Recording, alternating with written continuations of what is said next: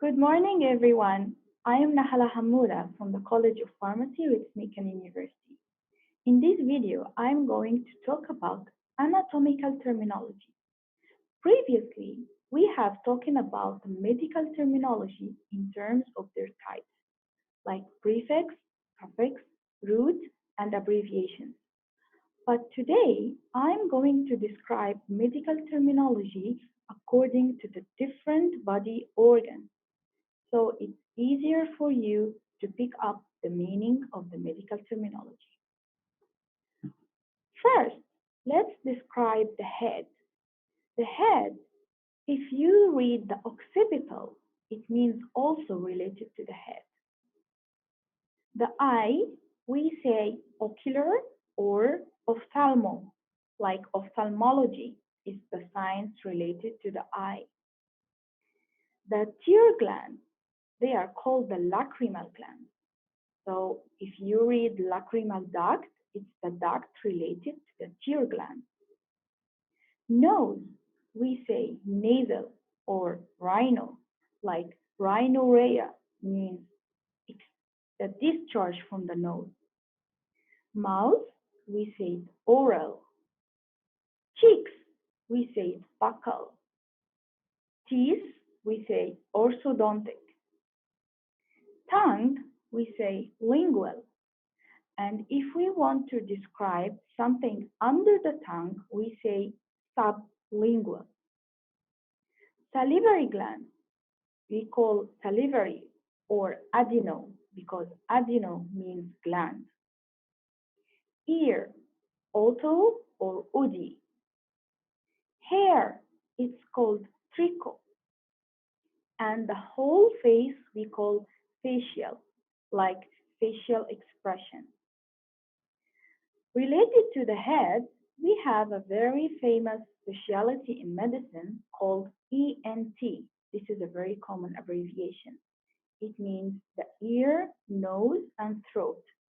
So, if you have an illness in the ear, nose, and throat, you visit the ENT doctor. These terms are related to the head. What is next? It's the musculoskeletal system. It means the muscle, the bone, and the skin. How we describe this system? We have many terminology. First, the skin we call dermal, as the dermatologist, the doctor related to diseases of the skin. Muscles, we say musculo, like musculoskeletal system. Bone, it's called osteo. Joint, it's called arthro. We have a very common disease called osteoarthritis. It means inflammation in the bone and joints. Vertebral, we call it vertebral. It's the vertebral column and the vertebrae. The neck, we call cervical. So if you read cervical, it means it's related to the neck. Regarding the nervous system, the brain has many terms: encephalo, neuro, and cerebral. The nerves, we say nervo or nervous. We have a very common abbreviation called the central nervous system. It's the CNS. It's a very common abbreviation you will read. I want also to show you how we describe the musculoskeletal system. It has a very specific kind of description. Let us look at this picture. Here we have many terms. First, imagine that this is your body and there is a midline in the middle of your body. Any organ or position near, close to the midline, we say it's medial. And any organ away from the midline, we say it's lateral. So this is a very common description for medial and lateral. Next one is the proximal and distal. Proximal and distal means in relation to the head, which is the occiput. So proximal means it's close to the head. Distal means it's far to the head. For example, this is my fingers. This is my little finger. We have 3 bones here. The bone close to the head is called the proximal phalanges. The bone away from the head is called the distal phalanges. Okay? Last one is the superior and inferior. Superior means above. Inferior means below. So, for example, in the abdomen, we say this organ is superior to the diaphragm. It means above the diaphragm, or inferior to the diaphragm means below the diaphragm. These medical terms are very important for describing the position of organs and any surgical swelling. Also, when you read a CT scan or MRI, you can read some terms: coronal or frontal section, sagittal section, transverse or horizontal section. Let's have a look in this picture. What is the frontal or coronal plan? Imagine you have cut the body in this position, and then you look inside. This is a coronal or frontal plan. Coronal means like a corona, or the crown of the king. This is the meaning of corona. Sagittal, it means you have cut it in the middle and you are looking from the side. This is a sagittal plan. So you have anterior and posterior. Transverse or horizontal plan, it means you cut the body into 2 halves in the middle and you are viewing the organ. Okay? Whenever you read a paper related to surgical positions, you will find these terms. They are very common. Okay, next to the head and the musculoskeletal system, I am going to describe the chest. Simply, we call it the chest, but in medical terms, it's called the thorax or thoracic cavity. The thorax has many systems. The chest, we call it the thorax, thoracic, or we say it has many ribs. The heart, we say it's cardio, like cardiovascular system. The blood vessels, we say vascular or vaso. Whenever you read vaso or vascular, it means related to the blood vessels.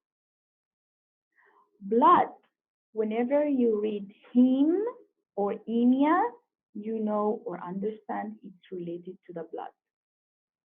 Aorta, which is the main blood vessel, the largest, is called aortic. The artery, we say arterial. Okay, it's arterial. Vein, we say veno. Next organ in the chest, next system, is the respiratory system. So we have the lungs, we say it's pulmonary or respiratory. The bronchi, we call it broncho. Alveoli, alveolar. And the diaphragm. Very common abbreviations we use in the thorax, they are cardiovascular system, or the CVS. It's the system of the heart and blood vessels. And the respiratory or pulmonary system. It is the lung and the alveoli. And we have a very common term, I think you have done it before, it's the CPR. What is the CPR? It's a cardiopulmonary resuscitation. Cardio related to the cardiovascular system, pulmonary related to the lung, resuscitation. Re means again, suscitation means support. So we support the cardiac and pulmonary system to work again. So this is the CPR. Okay, after the thorax, we have the abdomen. In the abdomen, we have 3 systems. First, the gastrointestinal tract, starting from the esophagus. We say like esophagitis, it's inflammation in the esophagus. Stomach, we call it gastric. Small intestine, intestinal or enteral. Large intestine is called the colon. Rectum, rectal. Anus, anal opening. So all together, they are called the gastrointestinal system or the GIT tract. The other system is related to the liver. Liver, we often call hepatic, or portal. Whenever you read portal, you should understand it's related to the liver. The gallbladder, it's called bilirubin or biliary. Whenever you hear biliary, you understand it's related to the gallbladder because gallbladder is the storage site of bilirubin. Pancreas, pancreatic. Spleen, splenic. All together, they are called the portal system and they have the portal circulation. This circulation is very specific because it is only between the intestine and the liver. It is separated from the systemic circulation of blood. So this is the portal circulation. The third system in the abdomen is the urinary system. The kidney, we call it renal, nephro, or urinary. The bladder is called vesicle. And here I want to stress on the difference between vesicle and vascular. Vesicle means the bladder. Vascular means the blood vessel. So please don't confuse. Urethra, it's urethral. So this system is called the urinary system or urinary tract. Next, after the abdomen, we have the pelvis. The pelvis is the lower part of the abdomen and the upper part of the legs or the thigh. This area is called the pelvis. The pelvis has the gonads. The gonads, they are the organs responsible for the reproduction, the site of the ovary in the female and the testicle in the male. First, I am going to describe the female reproductive system. What does it contain? First, the uterus, we call it uterine. The ovary, which is the site of the ova. Whenever you read ova or oo, it means it's the ova. Menstruation, which is the monthly bleeding in the uterus, it's called menses. And gynecology is the science of the female genital diseases.